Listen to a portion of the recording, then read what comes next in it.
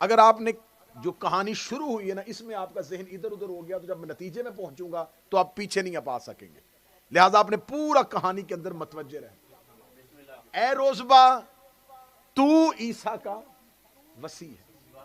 اب یہ جو روزبا تھا جو عیسیٰ کے بعد جو میں نے ابھی بتایا تھا کہ نذیر آ رہے تھے, وسیع آ رہے تھے, انہی میں سے ایک کا نام روزبا تھا. یہ عیسیٰ کے اوصیاء میں سے تھا جو حضرت عیسیٰ کے 12 حواری تھے. 12 حواری بچوں نے پڑھتے ہیں نا آپ یہاں پر, جیسس کرائسٹ کے 12 جو 12 کمپینین جو تھے, ان میں سے ان کی جو چلے سلسلے انہی میں سے ایک کا نام روزبا. روزبا کو پتا چل گیا کہ اللہ نے مجھے کسی ایک کام کے لیے رکھا ہے, میں عیسیٰ جیسے نبی کا وسیع ہوں. اب روزبا نے ہجرت کر دی, گھر چھوڑ دیا.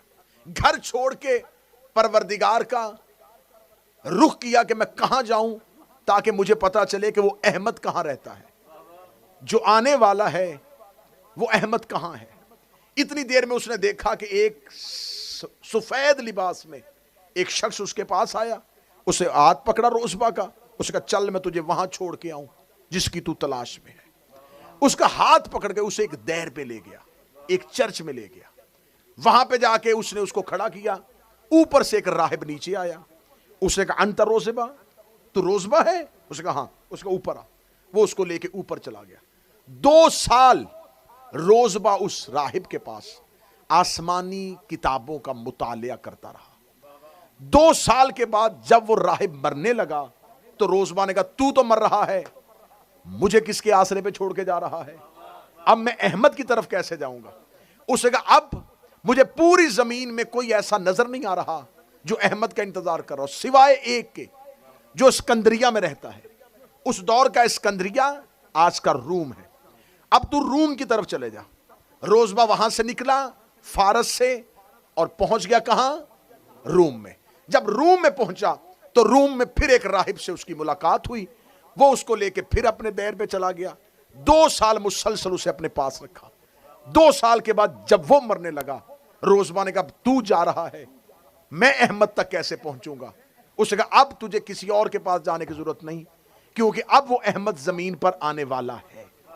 یہ ایک لوح لے جا جو آسمانی لوح ہے, میری طرف سے اس احمد کو میرا سلام کہنا اور یہ لوح اس تک پہنچا دے. روزبا وہاں سے نیچے اترا, نیچے اتر کے ایک قافلے کے ساتھ نکل پڑا. اب اس کی تلاش ختم ہونے والی تھی, اس کی جستجو ختم ہونے والی تھی. جس کی تلاش میں اس کی ساری زندگی گزری تھی وہ اب وقت ختم ہونے کے قریب آ گیا تھا. اب اس کی احمد سے ملاقات ہونے والی تھی. اب وہ احمد کو ملنا چاہتا. کہانی اچھی لگ رہی ہے کہ نہیں اچھی لگ رہی ہے؟ اب وہ احمد سے ملنا چاہتا تھا. اب روزبا نکلا, قافلے میں ساتھ تھا. جس قافلے میں ساتھ تھا وہ جو قافلہ رستے میں گیا تو ان کو بھوک لگی.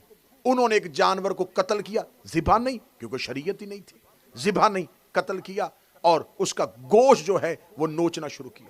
روزبا سے کہا کھا, اس نے کہا نہیں, میں آسمانی کتابوں سے پڑھ آیا ہوں, میں ایسے حرام طریقے سے جانور کا گوشت نہیں کھا. انہوں نے پینے کے لیے مشکیزیں اور مشکیزوں میں سے شراب نکالی. روزبا نے کہا میں نے اس پانی کو اپنے اوپر حرام کیا ہوا ہے. سارے قافلے والوں نے کہا یہ تو کس دین پہ ہے, کس کی بات کر رہا ہے. اس سے لڑنا اور جھگڑنا شروع کیا, یا ایک شخص نے اسے اپنا غلام بنا لیا. وہ روزبا کو اپنا غلام بنا کے لے گیا اور اپنے ملک میں جا کے, اپنے شہر میں جا کے, اپنے علاقے میں جا کے اس نے روزبا کو فروخت کر دیا, بیچ دیا 200 درہم میں. اب روزبا جو تھا وہ جس مالک کے گھر میں آیا وہ انتہائی بد عقیدہ تھا, انتہائی بد مذہب تھا. اس کا کوئی بھی مذہب نہیں تھا, وہ کسی بھی مذہب کی عبادت نہیں کرتا تھا. اس نے روزبا سے کہا کہ تو جس وجہ سے میرے پار غلامی کی خاطر آئے, تو بتا تو کس کی تلاش میں ہے. اس نے کہا میں نے آسمانی کتابوں میں پڑھا ہے, میں عیسیٰ کا وسیع ہوں, مجھے خبر ہے کہ ایک احمد آنے والا ہے, میں اس محمد اور اس احمد کے انتظار میں ہوں. اس نے روزبا پر سختی کی اور سختی کرنے کے بعد غلاموں کے بازار میں جا کے روزبا کو فروخت کر دیا.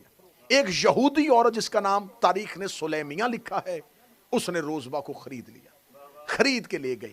خریدنے کے بعد اس نے اس کو اپنے کھجوروں کے باغات میں سے ایک باغ کی نگرانی پر مامور کر دیا کہ تیرے ذمے کوئی کام نہیں ہے, تو صرف اس کھجوروں کے باغ میں رہ. روزبہ دن رات بڑی محنت کرتا تھا. یہودی عورت بڑی نرم اور رحم دل تھی, اس کو روزبہ پہ بڑا ترس آتا تھا. یہ اپنا کام بڑی محنت سے کرتا ہے, یہ کوئی بددیانتی بھی نہیں کرتا. اس نے روزبہ سے کہا, اس کھجوروں کے باغ میں سے میں تم پر مباح قرار دیتی ہوں, تم جتنی چاہے کھجوریں کھا بھی سکتے ہو, کھلا بھی سکتے ہو. روزبہ دن رات اس باغ میں رہتا تھا. ایک دن روزبہ اس باغ میں بیٹھا ہوا تھا. یہ 7 لوگ اس باغ کے اندر داخل ہوئے.